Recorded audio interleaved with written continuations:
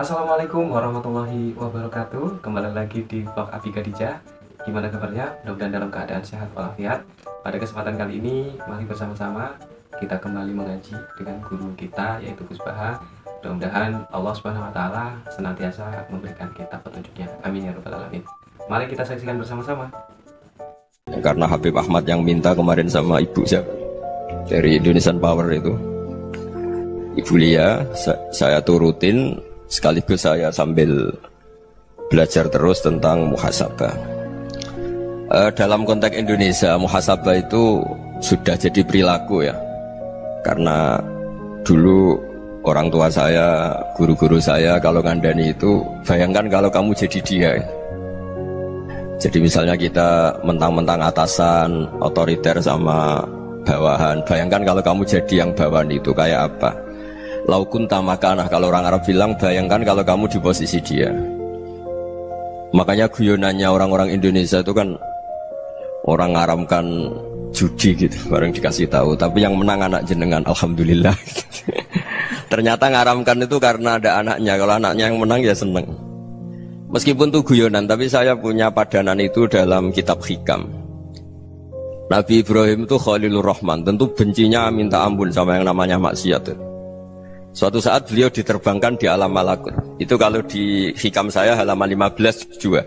Saya masih ingat betul. Mungkin kalau Anda beda halaman karena beda cetakan. Setelah diterbangkan di alam malakut, diperlihatkan sama Allah, ada orang pezina, ada orang syaribul khomri, ada orang mabuk, ada orang macam-macam.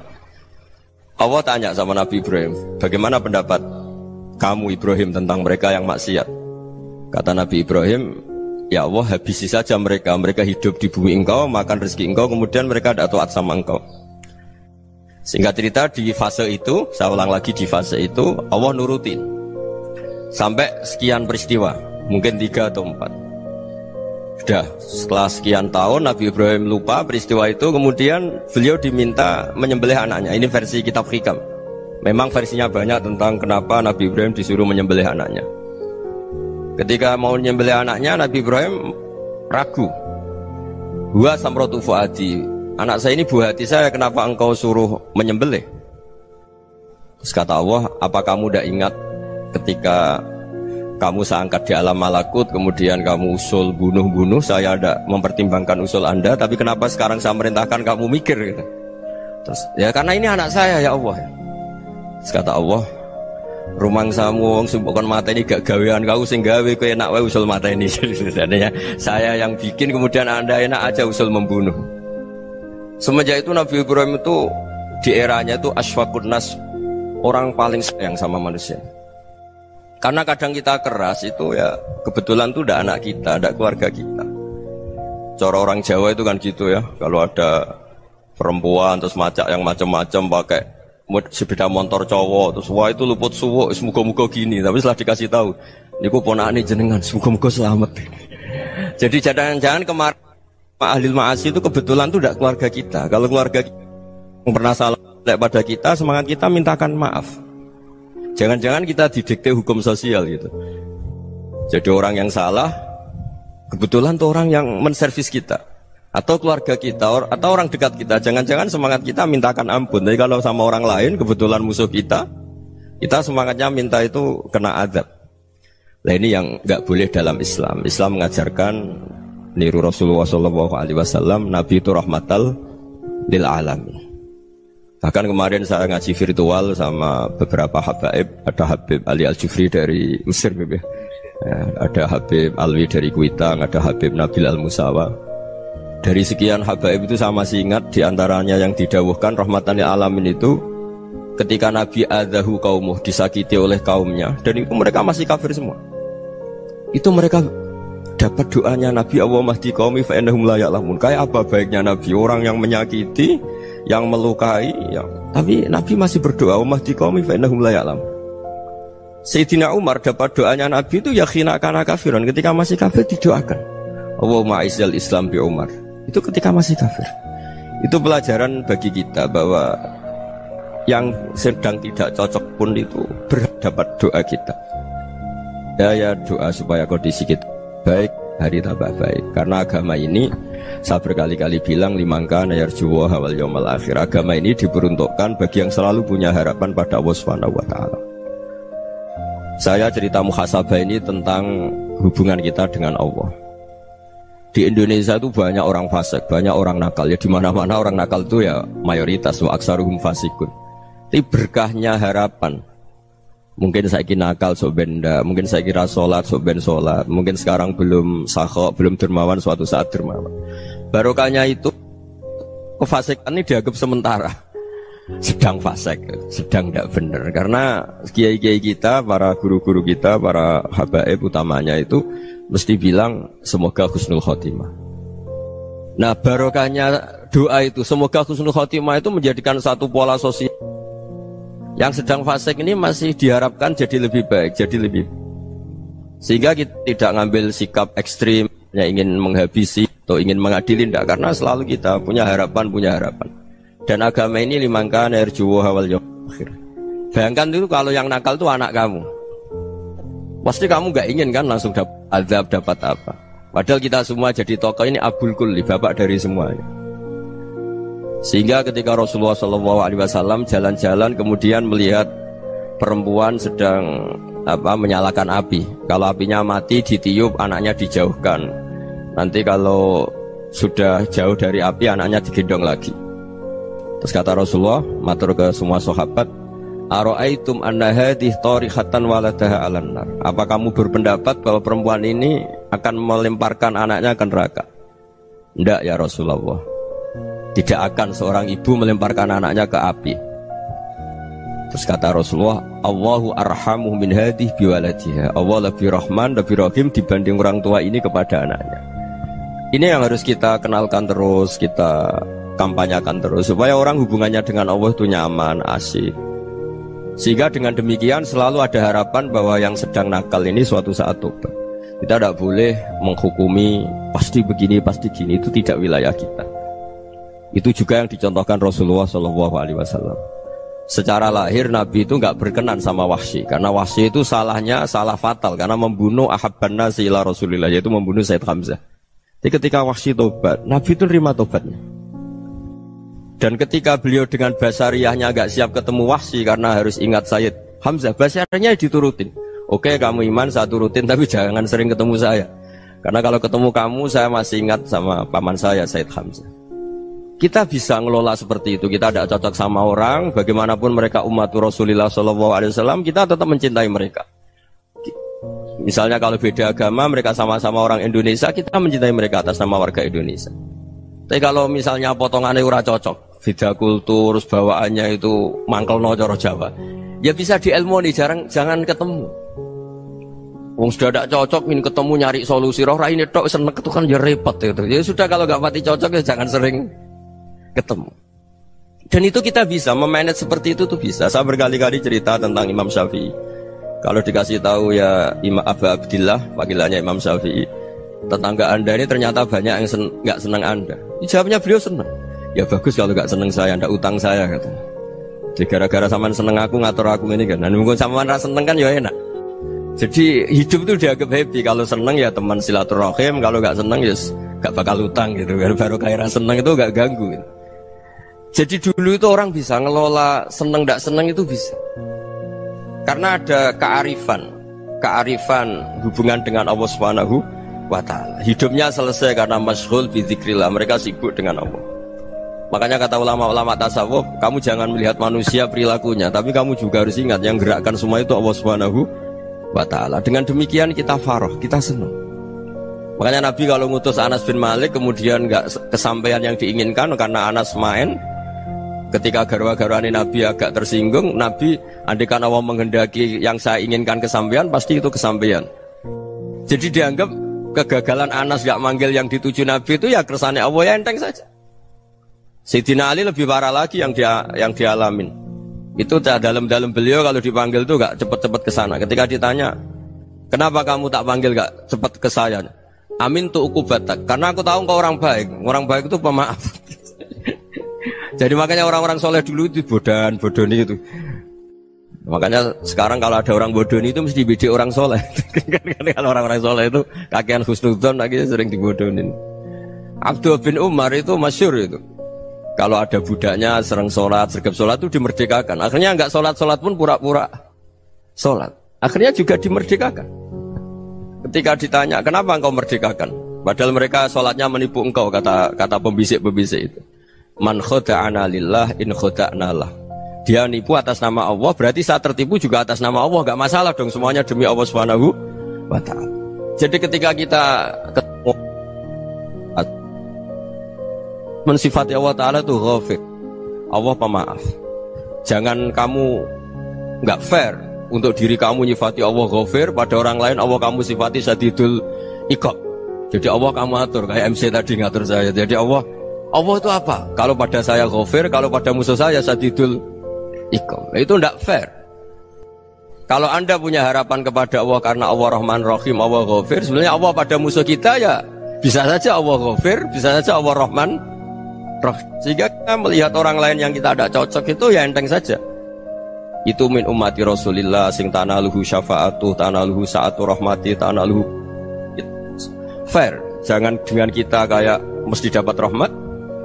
Jangan orang lain kayak Allah pasti Syadidul Iqab, itu tidak boleh. Sehingga ketika ada orang Badui, singkat cerita orang Badui ini kencing di masjid, semua sahabat membentak dia. Yang nggak bentak hanya Nabi tok. Saking mangkalnya orang ini karena semua sahabat bentak kecuali Nabi. Setelah dibenarin Nabi, terus Nabi nyuruh Sobbu ali dhanuban min ma'in. Setelah disucikan masjid itu, dia berdoa keras sekali. Allahumma arhamni wa Muhammadan wa la tarham ma'ana ahadan. Ya Allah, yang berhak dapat rahmatmu hanya saya dan Nabi Muhammad, yang lainnya jangan. Karena yang lainnya tuh jengkelin, gitu aja saya salah dimarah-marahin gitu. Jadi kalau kamu doa terbatas ya kayak orang Bedui ini, kayak orang Arabi. Apa kata Nabi? Laqad tahajjarta wasi'an. Allah yang rahmatnya luas menjadi kamu sempitkan. Karena kamu mau atur Allah hanya rahman pada Indonesian Power, pada NU, pada kita, yang orang lain gak perlu dapat.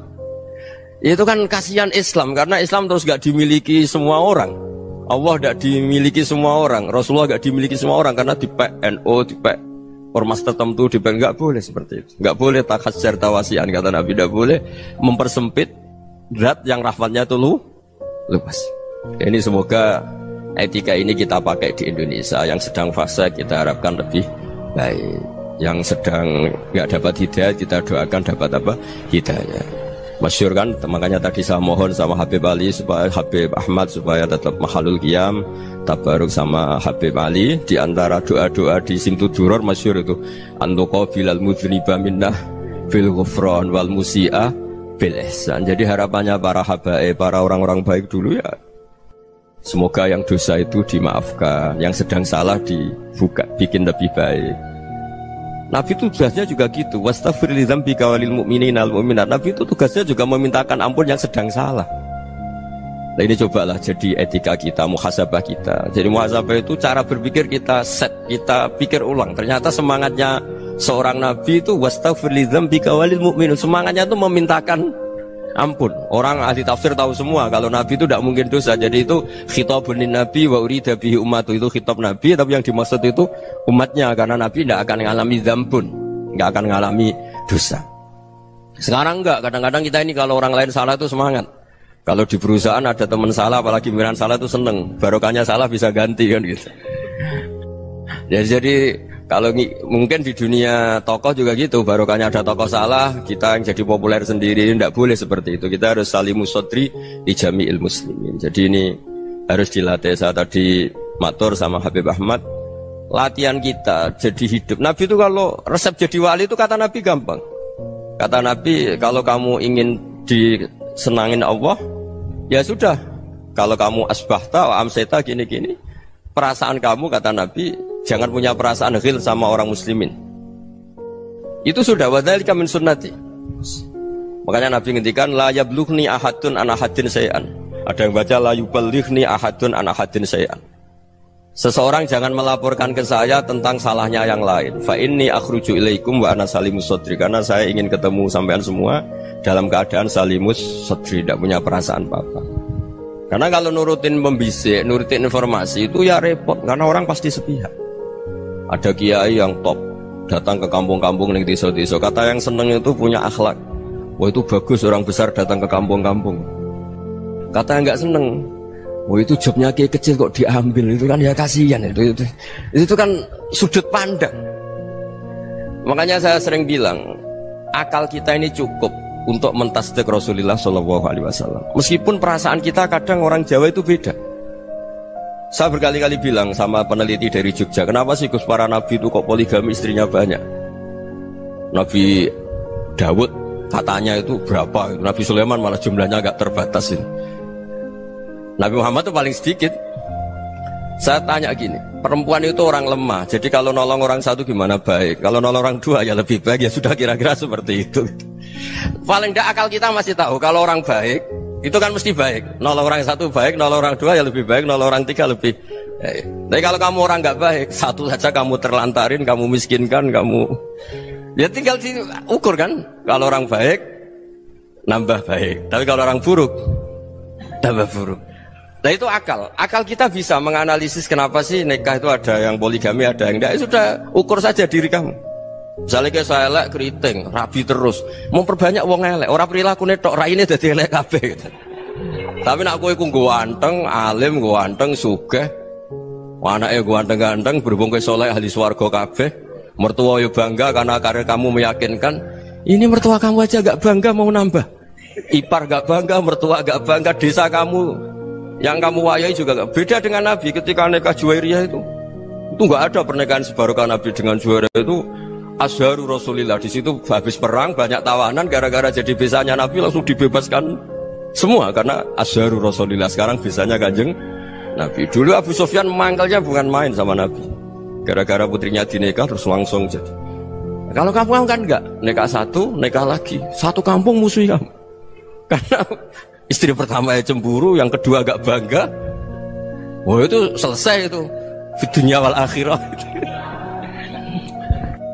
Maksud saya, nganalisis Islam itu harus pakai akal. Dan akal yang dipakai, ini saya bawa ke kitab Ihya, adalah pikiran-pikiran para ulama. Makanya ketika Imam Ghazali ketika ditanya, fakaifa bi muslimin fasikin asawwaha fi jami'i amri. Kalau kalian ketemu orang fasik, orang Islam tapi fasik, perilakunya nggak ada yang benar. Kata Imam Ghazali jawabnya lucu, aneh. Ma min muslimin illa wa islamuhu ta'ah. Tidak ada orang Islam kecuali dia mau Islam, membenarkan Allah dan Rasul itu sudah taatnya dia. Kok kamu tidak bisa melihat taatnya dia? Dia pikirannya kan ini pemabuk, ini tukang apa. Tapi kata Imam Ghazali, sebenarnya kamu masih bisa berpikir positif. Ma min muslimin illa wa islamuhu ta'ah. Tidak ada seseorang Islam ketika dia milih Islam itu pasti ada taatnya, yaitu tasdik pada Allah dan tasdik kepada Rasulullah Shallallahu Alaihi Wasallam. Jadi dengan pola seperti itu, maka di antara guru-guru kita yang modern ya di era Mbah Maimun, di sini ada Habib Ahmad, Habib Salim, syair yang sering dibaca beliau adalah ada orang munajat sama Allah. Ini cerita munajat.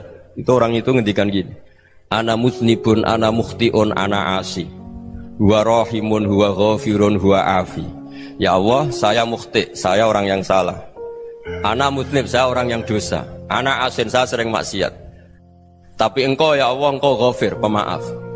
Engkau rahim, maha pengasih. Engkau afin, yang mudah memaafkan. Kata orang ini, ya agak kurang ajar, tapi saking senengnya sama Allah. Qobal tuhunna salasatan bisalasat. Ya gini saja ya Allah, sifat engkau diadu dengan sifat saya. Engkau Tuhan, Gusti, nggak boleh kalah gitu.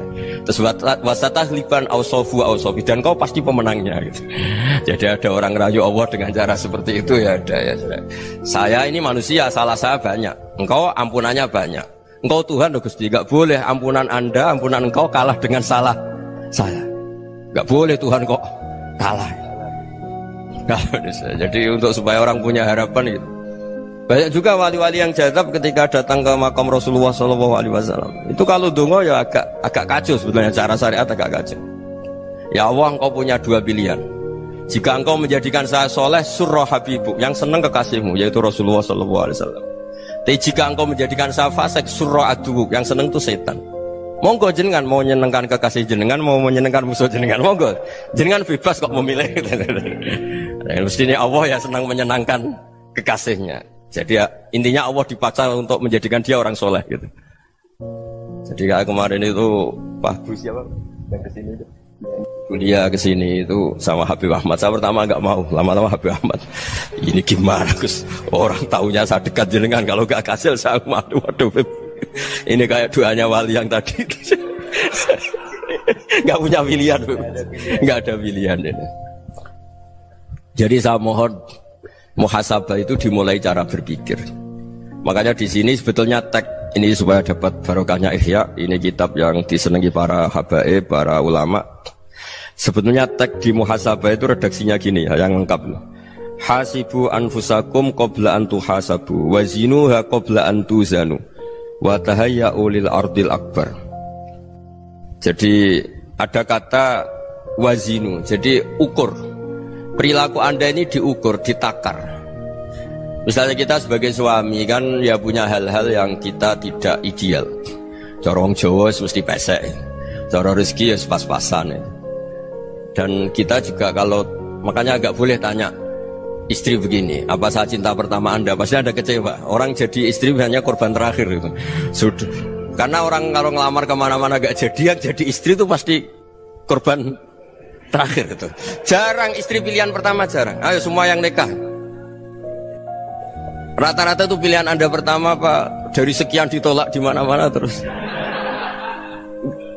Ya perempuan terakhir. Kamu juga korban terakhir gitu. Itu wali-wali dulu kalau ngandani kita itu sederhana. Antal ini masyhur diceritakan Habib Zain bin Semit dalam kitab Al-Manhajus Sawi. Antalam tajid min nafsika kullama turid. Fa kaifa turidu min ghairika kullama turid. Kamu yang ingin ideal saja kamu tidak menemukan pada diri kamu untuk menjadi ideal. Kamu kan ingin ganteng, ingin punya uang banyak, ingin perilaku Anda sempurna. Anda saja yang punya keinginan tidak bisa mewujudkan keinginan Anda sendiri. Fa kaifa turidu min ghairika ma turid. Jadi antalam tajid min nafsika kullama turid. Fa kaifa turidu min ghairika kullama turid. Kamu yang punya keinginan saja. Misalnya saya ingin punya uang banyak, perilaku saya selalu benar, gak pernah salah. Loh, saya yang ingin saja dengan diri saya gak bisa untuk benar terus. Kok kamu berharap orang lain selalu benar? Jadi antalam tajid ya sama. Kalau kamu menuntut istri kamu itu ramah, neriman, apa kamu neriman sama wajah istri Anda gitu? Engkau ya pola neng dindi jajaki sana jajaki sini, kamu sendiri tidak tahu apa. Jadi itu nasihat yang luar biasa. Antalam tajid min nafsika kullama turid, fa kaifa turidu min ghairika kullama turid. Kamu mau menghormati semua orang? Tidak mau kan? Kemudian Anda berharap semua orang menghormati kamu. Kamu tidak ingin kan orang lain semua menghujat kamu. Sementara kamu enak aja menghujat orang lain. Makanya Rasulullah SAW luar biasa ketika bikin kaidah sosial.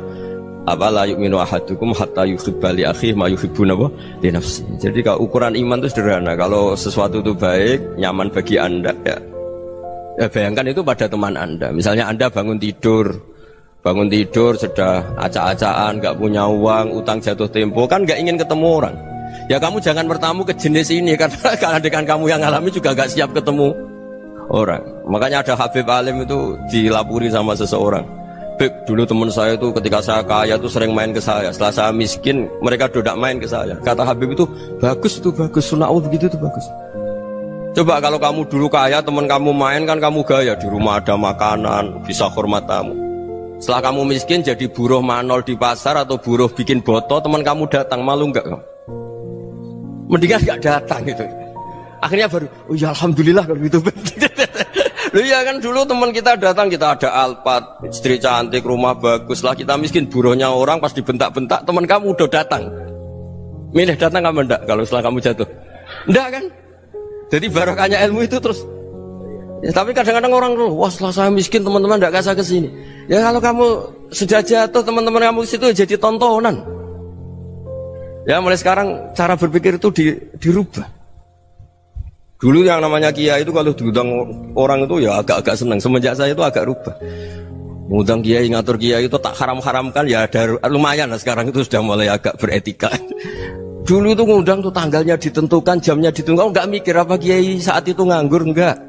Punya wadifah, enggak. Dia milih tanggal yang dia nganggur, enggak mikir pas itu kiainya nganggur apa, enggak. Ya saya hanya cerita aja, kamu tersinggung ya monggo, boten nggih monggo itu kan. Jadi saya mohon lah supaya tadi saya juga matur ke Habib Ahmad. Jadi untuk orang merasa ikut sunnah Rasul itu gampang sekali kata Sayyid Muhammad. Dulu Nabi berpakaian ala daerahnya. Kalau mikot ya pakai mikotu baladi. Karena Nabi orang Madinah dan beliau berdomisili di Madinah, ya misalnya mikotnya dari Bir Ali misalnya. Tapi kalau Anda orang kawasan Tanim mau umrah ya dari Tanim. Misalnya kawasan Jirona ya dari Jirona. Artinya apa? Kamu ngambil mikot karena Nabi mikot misalnya dari Bir Ali, bukan berarti kamu harus seperti Nabi di Bir Ali, kamu orang Mekah, misalnya kamu orang Tanim, orang ya harus dari mikot itu apa? Baladi. Sama, makanya di fikih-fikih itu kalau tahnik anak, Nabi orang Arab, halawiyatnya kurma ya kurma. Kalau orang Jawa sedegan, semua bodoh-bodoh. Ya, bodoh-bodoh manis. Jadi ini tabaruk sama Sayyid Muhammad, ini ada murid beliau Habib Ahmad, saya baca supaya orang itu merasa ikut Nabi itu gampang sekali. Ini saya baca ya di halaman tadi disaksikan Habib Ahmad 433 di kitab apa begini? Manhajus Salaf fi Fahmin Nusus. Itu kata Sayyid Muhammad, wa kanat sunnatu Rasulillah annahu yat'amu ma yajiduhu fi ardi wa yalbasu ma yajidu wa yarkabu ma yajidu mimma abahu Allah taala. Faman istamala ma yajidu fi ardi fa huwa al-muttabi' lis-sunnah. Kama annahu hajjal baita min madinati. Faman hajjal baita min madinati nafsihi fa huwa al-muttabi' lis-sunnah. Wa illam takun hadhil madinatu tilka. Jadi intinya misalnya Nabi dulu itu ngasih sedekah kepada fakir miskin ya pakai dinar, dirham. Ya kalau orang misalnya sedekah pakai rupiah ya sudah ikut sunnah Nabi. Jangan lu Nabi pakai dinar loh, kamu kok pakai rupiah. Dulu dinarnya Nabi udah ada tulisannya Bank Indonesia, kamu ada tulisannya Bank. Ya tidak ada seperti itu. Ya jadi misalnya Nabi sedekah pakai tamar atau pakai al-aqid, ya kita pakai beras, pakai apa. Supaya orang tuh bahwa Rasulullah itu milik kafatal linnas, milik semuanya. Sehingga merasa ikut sunnah Nabi itu ya semuanya. Makanya dulu Mbah Mun kalau motivasi saya supaya bombong, kalau orang Jawa bilang bombong.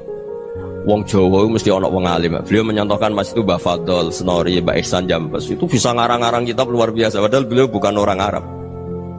Imam Sibawai itu orang Persia, Imam Ghazali orang Tus itu juga ikut Persia.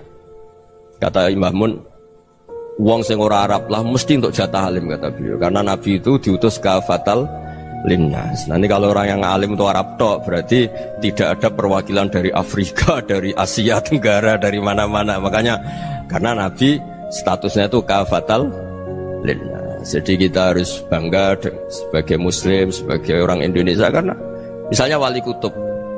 Dulu terkenalnya hanya ada di Yaman, di mana.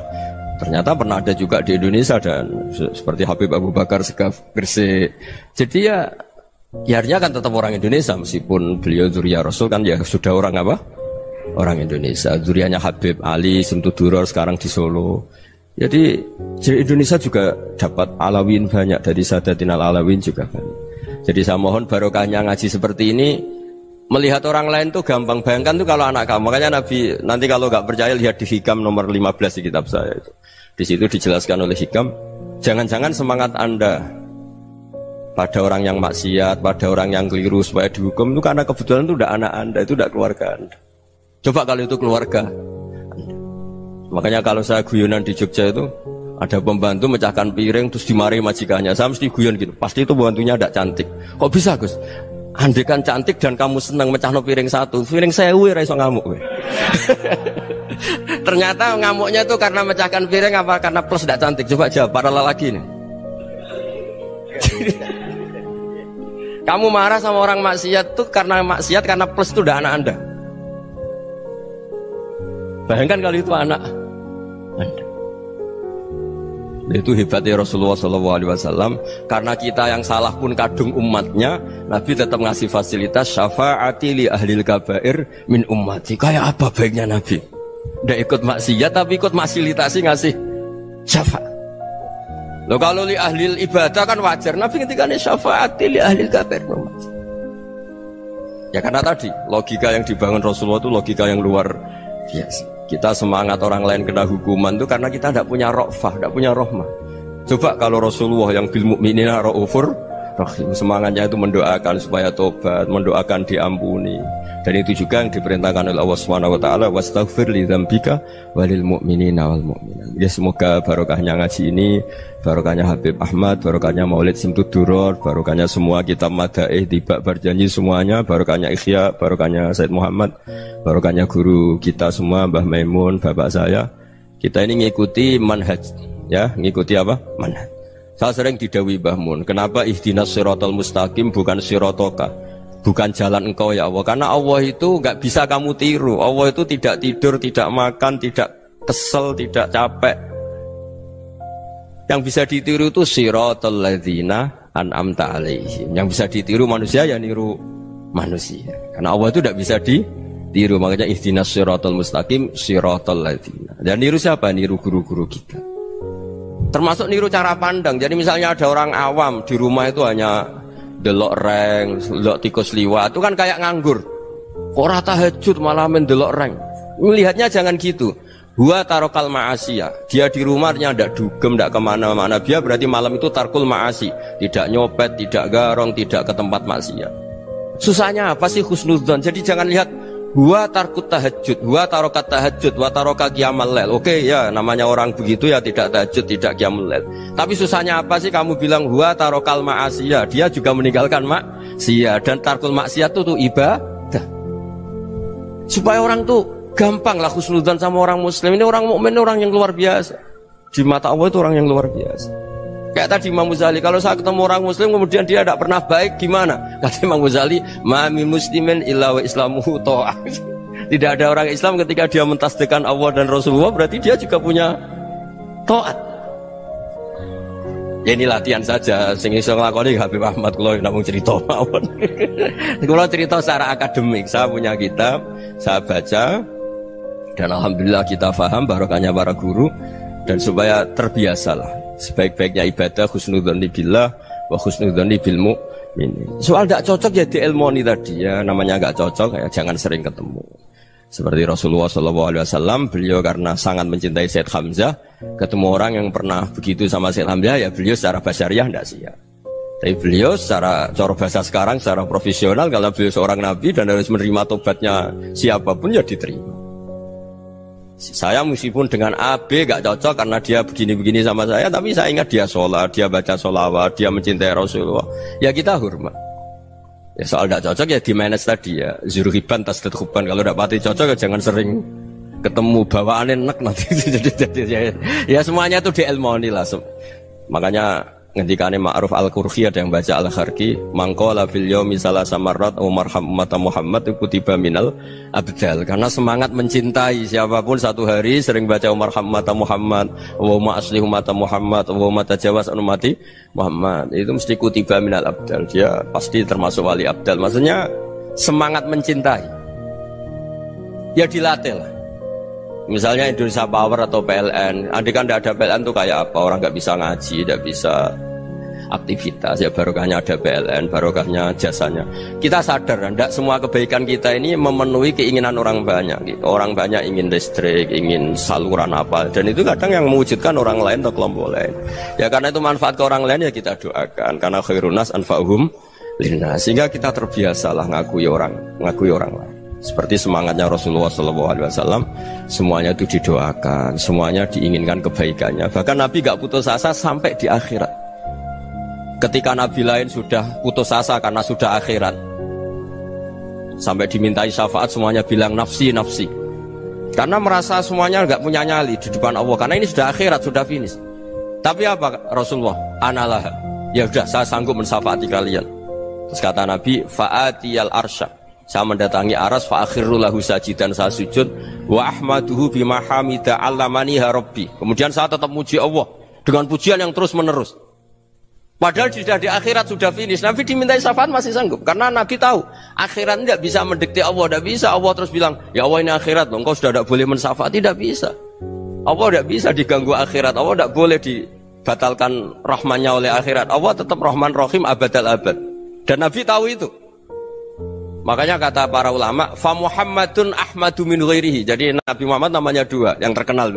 Sebenarnya banyak yang terkenal dua, Muhammad sama Ahmad. Ketika Nabi punya nyali memuji Allah di akhir akhirat atau sudah di akhirat itu fa Muhammadun ahmadu min ghairi. Ketika nabi lain sudah tidak punya nyali muji Allah karena sudah akhirat, Nabi Muhammad tetap berani muji Allah di saat seperti itu. Makanya ahmadu di situ kata ulama itu af'al tafdil, fa Muhammadun ahmadu min ghairi. Kanjeng Nabi lebih memuji Allah di saat yang nabi lain sudah tidak punya nyali untuk muji Allah di saat itu.